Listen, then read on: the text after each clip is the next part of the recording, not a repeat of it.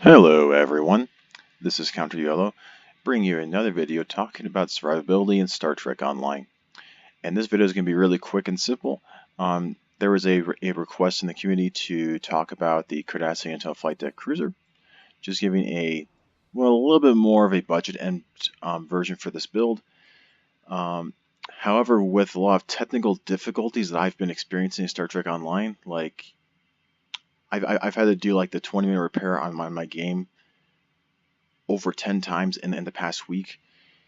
I haven't had time to be able to replay all the missions and farm and get some of the stuff down to budget end level. So some of these things in this build are in the upgraded to Mark 15 Epic, but if you just pretend that they're the regular marks from Reputation and missions, then you'll be able to follow this build pretty well, and it actually works really nice.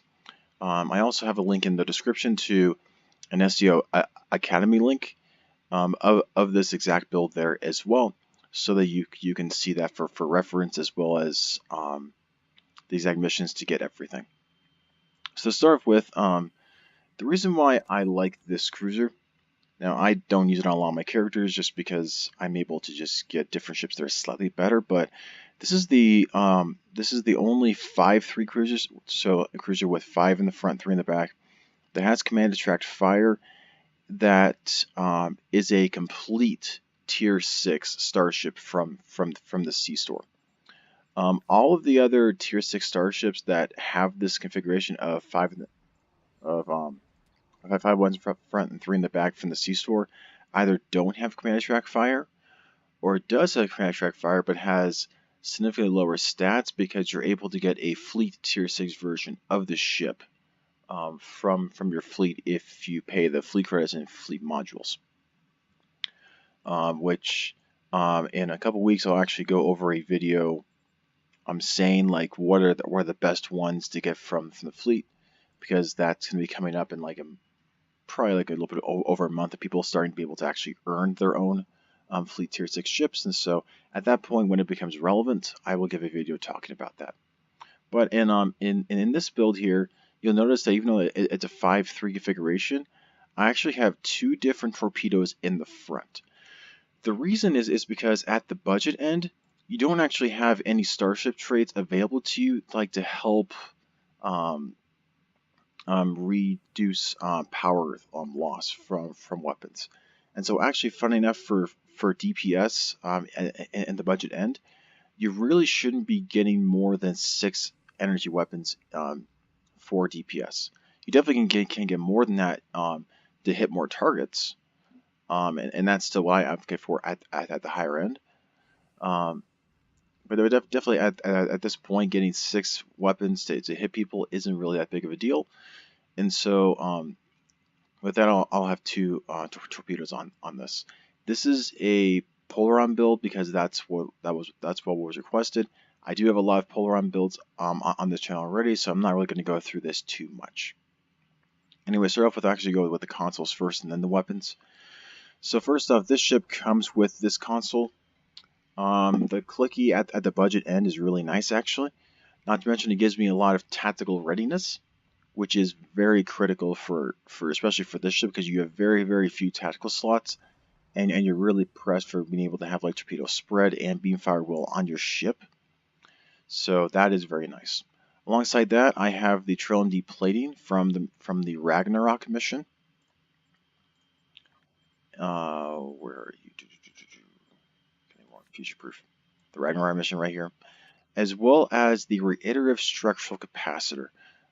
This is a very weird one. It's from it's from the Weekend store. I wonder if I can access that from my. I've been trying getting that outside of.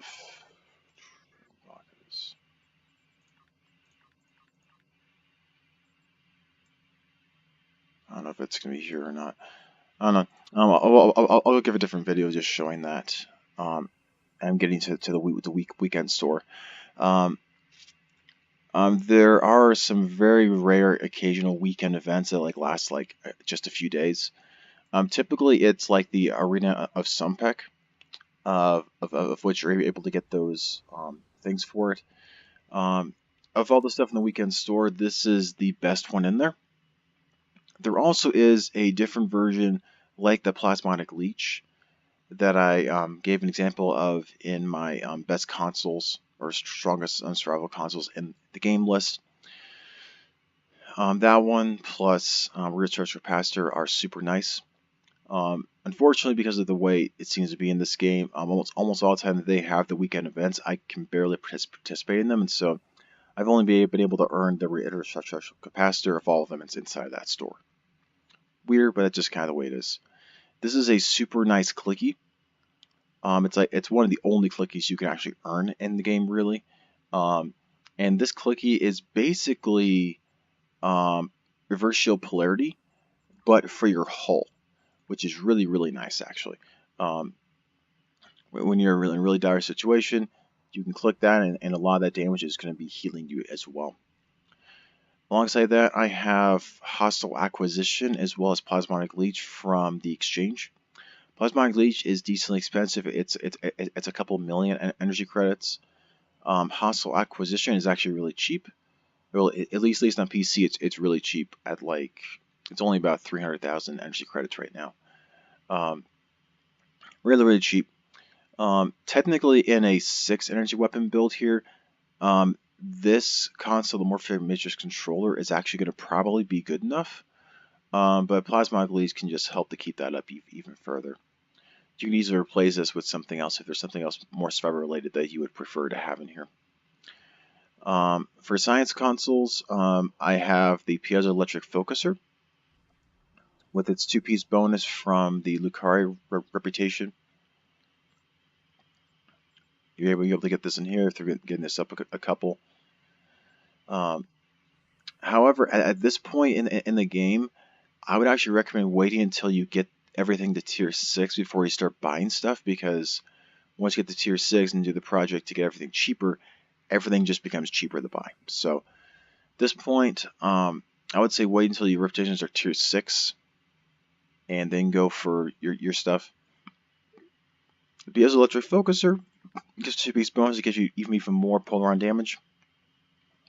It also does plasma damage now because this weapon is can also be plasma once you get to tier 6, which makes plasma builds extremely good as long as you're willing to do broadsiding, or once they add a set plasma, that'll be great. So I also have the Ordnance Accelerator from Gamma reputation. This combined with the Wide Arc Inhibiting Chronoton Torpedo makes this really, really close to another tactical console for your ship. Just saying, like, it gives you an additional polar damage, which is very nice. I also have the Assimilate Module from Omega reputation. This thing is really good for its passive hull regen combined with crit chance and crit severity, which, especially at the budget end, where you don't have, for instance, vulnerability locators off your fleet, having any critical chance at all is going to be really nice. For tactical consoles, I just have the Morphogenetic Matrix controller combined with the other 2 pieces of this set off of the home mission from the Gamma Quadrant. You have to get this 3-piece set there. You can also get the Phase Waveform Beacon there as well. I personally like my other version a little bit better, but that one's also nice too. The reason is like the piece bonuses at the budget end, and even for a lot of DPS guys, they really like the reduction to these things, which already combined with this guy which you get with the ship, gives a significant level of cooldown to your beamfire will and torpedo spread. Not to mention the 3-piece bonus gives you additional crit chance for fire at will and additional weapon damage overall with torpedo spread.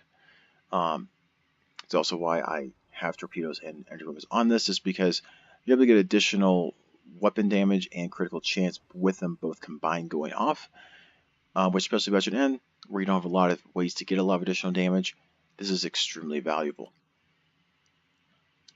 So from all weapons themselves, I always have piezo polaron when I'm using polaron builds, because this thing is just too good. With this 2-piece bonus, you get additional polaron damage, plus the proc heals you, which is really nice. It's a heal that you don't even worry about. The White Arc Inhibiting Crouton Torpedo, it's a 180-degree torpedo. You'll see this on my science builds as well, but even for this build, just with the 2-piece for additional damage, plus it's a torpedo, it's nice. The Polar Energy Torpedo actually gets a lot of damage from your tactical consoles as well, so this thing is actually a good damage dealer. Unfortunately, it has a pretty long cooldown, but it is good. For my other 2 weapons, I just got stuff from Reputation. As I've been leveling up my reputations to tier 6, I randomly got a Inhibiting Polar Beam Array and Thorium Infused Polar Beam Array from the drops. And my recommendation, honestly, for a lot of your weapons, is to just use the beam arrays off of your random reputation drops from the couple of reputations that drop polar beam arrays, because they're going to give very rares, and they give nice cool procs. If you really want Polaron beam arrays, I mean, there's several missions here in the Gamma Quadrant arc that do give a lot of good ones too. I think this is even one of them too. Yeah, this is Polaron beam array. This one's pretty nice. There's a couple ones in here that are slightly better with their passives on it, but if you just play through the Gamma Quadrant arc entirely, you'll get most of your beam arrays that you'll need for your ship. For these sets themselves, like the last video that I mentioned, I highly recommend getting the 3-piece Kabali set from the Dust to Dust mission. This mission also has Polar Beam Arrays as well, but it's rare instead of very rare, and so it's not going to be as good for DPS. In my opinion, for tanking right now, this is the best one. Now for DPS, if you're doing a budget DPS build, then you would do the Midnight Soul Defense 3-piece. But since we're doing more of a tanking build for this video, you wouldn't go Soul Defense, you would go the Kabali set. Also, for the Warp Core, instead of the Kabali Core, we have the Preeminent Warp Core from the New Frontiers arc, Melting Pot.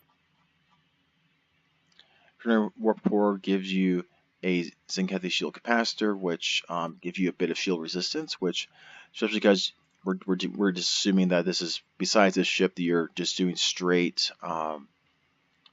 reputations and missions for all of your stuff. You aren't going to have stuff like shield overload and things to help with shield resistance, and so this gives you additional shield resistance whenever you're in a pinch. For your aft weapons, again, the Morphium Pro-On Energy Weapon from the Home mission, Kinetic Cutting Beam from Omega Reputation Tier 2, and then just a crafted omnidirectional Polaron, so you're able to get the full 250-degree arc. For devices, I have Radar Capacitor from the Phoenix Lockbox, Turbo Negotiator from Delta Recruit, and then Subsystem Field Modulator from that first mission in the Davidian arc, which you now have to look for because it's not straight in the mission journal anymore. Alongside that, you can add things like engine batteries, or whatever you want really in here.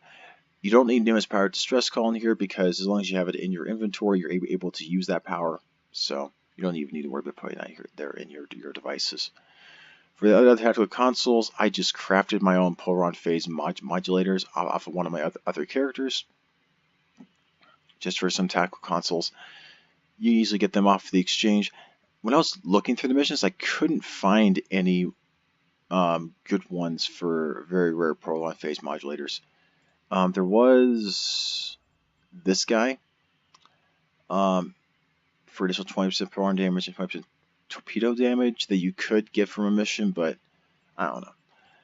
I would personally veer towards just straight Polaron damage, honestly. Until you can get like your ultra rare one way to look at it is off of the fleet, assuming that you're part of the fleet. If not, then this is fine as well, because you just have a little bit less critical chance. The reason why my critical chances could be a little bit higher than what you would expect is because this is a Romulan character who has 5 superior Romulan operatives. And so a lot of your superior Romulan operatives get a bit of crit chance, and so this guy already has 10% crit chance just straight off of my bridge officers, and so it's already going to be pretty high overall for this guy.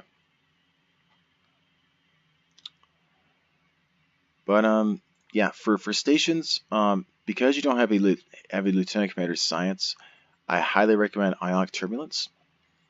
Oh,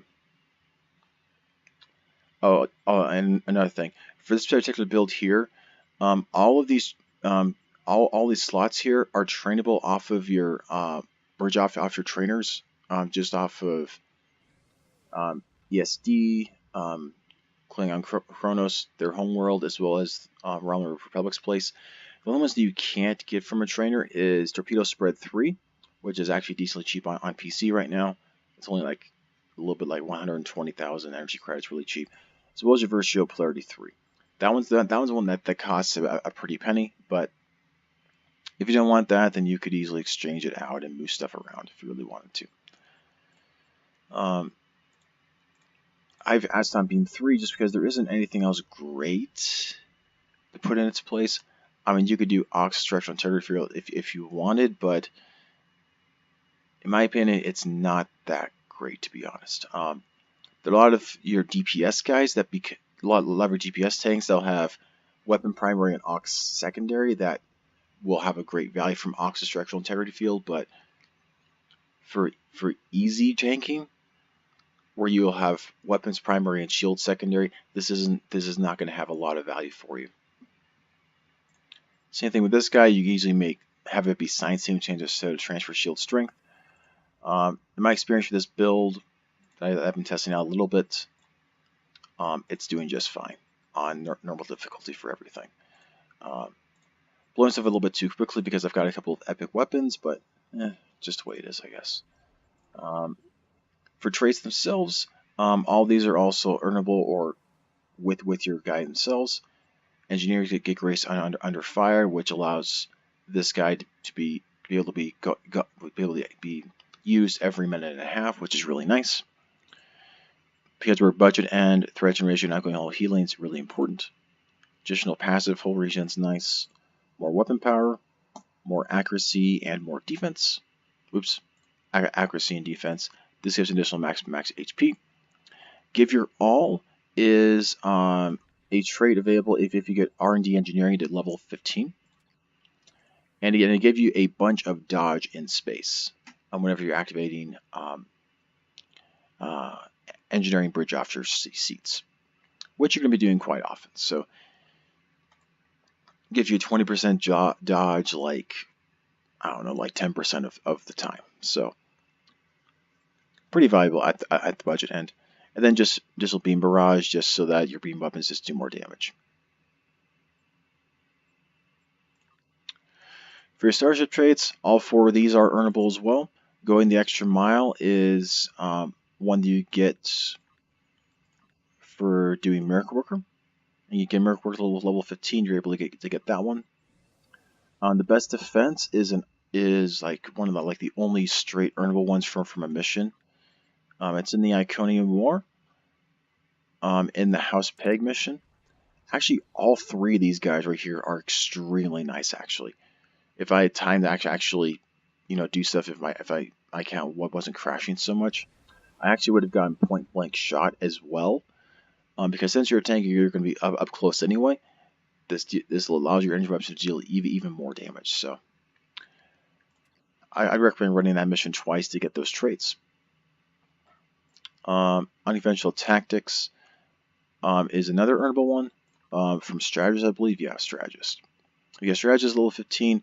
It allows your Brace for Impact to give you a 15% bonus all damage for 15 seconds. This guy has, like I made, a cooldown, so it means that damage is up 25% of the time. And just the other trait is Pedal to the Metal. If you just do 15 points in pilots, because it's the pilot specialization, The reason why I have improved is because before Victory's Life, Pilot was the best specialization for space for tanking anyway. Because of this, turn the other cheek thing really here, which was insanely strong, alongside with additional defense and additional damage whenever you have friends or foes near you. It's still good, but there's other stuff that's better now. What this one does is that whenever you stay a full impulse for a long time, you start to get a lot of additional damage that starts to add up. At just regular pedal to the metal, it's just an additional 10% damage, which is nothing to snuff at. At the improved version, if you have 30 points in this specialization, then you get a potential 20% additional damage. For stars of traits, that's what I would recommend. For space reputation, I might recommend our conduits because that thing is just insanely strong right now. Additional dual weapon damage with magnified power, firepower, and shield strengthening shielding from the Gamma reputation, and then active hull hardening from the Dyson reputation. I have some all alternate space reputation ones that you can do off of the skill planner in the STO Academy. And yeah, that's basically it. Active reputation is basically whatever ones you have access to.